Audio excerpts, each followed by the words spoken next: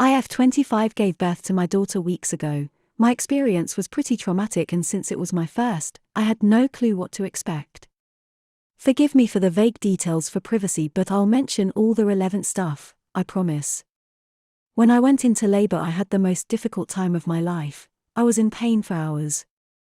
My mom was with me, but she had to go, and my husband was with me the entire time. I did something so embarrassing in the delivery room. I pooped myself, which was unexpected and I don't know, but it was embarrassing, and although my medical team were very professional about it, my husband couldn't help himself and started laughing about it later and even telling my family about it, but they didn't react, just didn't find it funny, and neither did I. In fact, I found it embarrassing, and I already told him to stop bringing it up, especially when he started joking about getting me diapers for myopsies. It got really tiring and chipped away from my self-esteem and confidence. We were with his parents celebrating New Year's Eve together when I excused myself to the bathroom. While I was getting up, he made a quick remark and said, "Oh yeah, you should go quickly because we don't want any accidents just like the one we had at the hospital, you know what I mean?" While blinking at me. His family actually laughed and Bil commented, "Good one." I was astonished and so angry and ashamed. I literally just lost it on him and yelled at the top of my lungs, calling him a cruel, insensitive jerk to be using the difficult experience of birthing his child as a joking matter and humiliating me in front of everybody.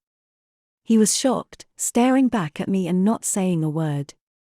All went silent, and I just stormed off to the bathroom till we left, and that was when he snapped, saying I messed up by talking to him like that in front of his family during dinner. I said I couldn't hold my tongue for that long, and after he kept joking about an embarrassing thing when I told him to stop.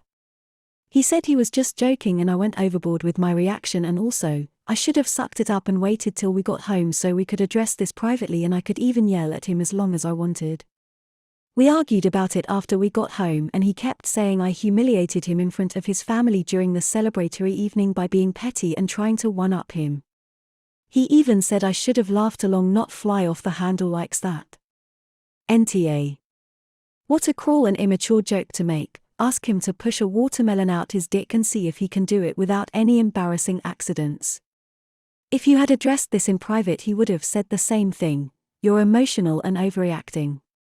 He did it in front of his parents and family to corner you. This behavior needs to get nipped ASAP. Women release bowels during labor all the time. You have absolutely nothing to be ashamed of. Nope, N.T.A. Your husband is an immature, insensitive jerk. Pooping yourself during birth is quite normal, but to make fun of you about it is not cool. Second story. My F26 boyfriend's M30 dog has been sick lately. He took him to the vet to get him looked at and run some tests, and yesterday the vet called us for a quick appointment to talk about the dog's condition. We were told that he had cancer. My boyfriend didn't take it well. He did not even give the vet time to explain to us what was really going on. He just had a breakdown. We exited the office, and next thing I knew, he dropped on his knees sobbing, literally sobbing. I was shocked because, for one, I know his dog is important to him. He had him for years, and so I get this was a lot to take in, and cancer is no joke. But what really bothered me was how he handled it. His knees were on the floor and he was sobbing loudly in the hallway, making everyone notice. NGL, as a woman, I've never even sobbed like that. I felt embarrassed for both of us. I kept trying to get him to go to the car, but he ignored me and kept sobbing. I didn't say anything till later after we got home, and he calmed down a bit and got some sleep.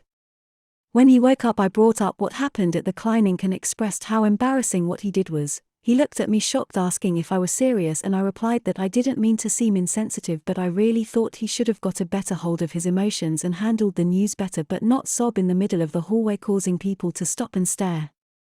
He lashed out at me, calling me ridiculous and shallow to be worrying about what people think when he was dealing with a traumatic kind of news and trying to process it. I told him he overreacted because it wasn't like the dog had died, and seeing him act this way worried me. He doubled down and lashed out again, accusing me of implying that he has mental issues and was acting crazy, but that wasn't what I meant. He told me to leave the room after we got further in the argument, and today he's gone quiet. I honestly felt like I probably should not have brought it up like that given his reaction, but I didn't mean to seem insensitive. AITA.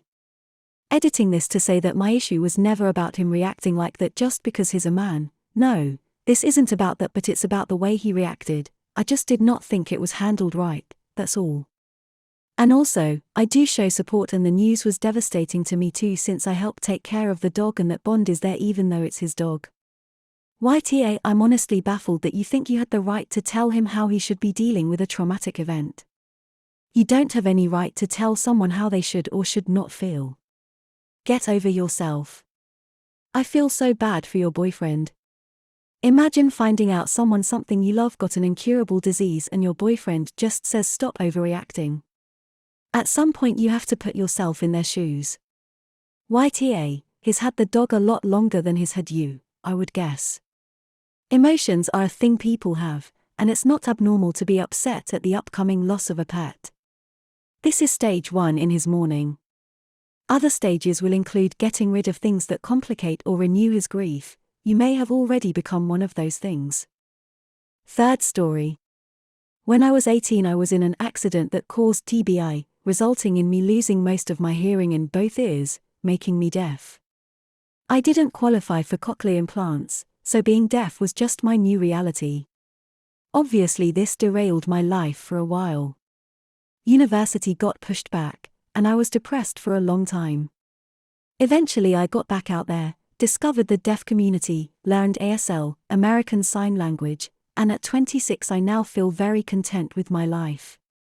My parents were devastated by my accident, and our relationship has never been the same. A few years ago I told them I have embraced being deaf, and I asked them if they would learn ASL, as that is now how I prefer to communicate. They said no at the time because they didn't have time to learn a new language. I have tried many times over the years to try to give them information on deafness and ASL, but they have shown no interest. We communicate now mainly by using voice-to-text on our phones, which is far from perfect, and very chaotic when multiple people are talking. Trying to keep up with conversations is exhausting, and people are constantly getting frustrated with me for not following along. Often we watch movies, but they refuse to turn the captions on because it's annoying, despite the fact that it means I can't understand the movie at all. This past Christmas, I once again struggled with conversations, which once again resulted in me being either ignored or yelled at. Before I went home again, I sat my parents down and told them that if they did not begin to learn ASL, I would not be visiting again for a long time. I told them I don't expect them to ever be fluent, but I need them to show effort in learning.